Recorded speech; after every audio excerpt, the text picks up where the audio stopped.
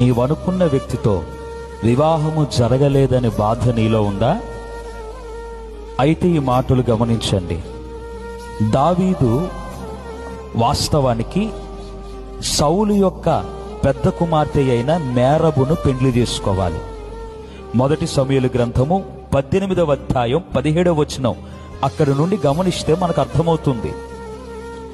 కానీ దావీదు సౌలు యొక్క చిన్న కుమార్తె అయిన మీకాలును పెళ్లి చేసుకున్నాడు.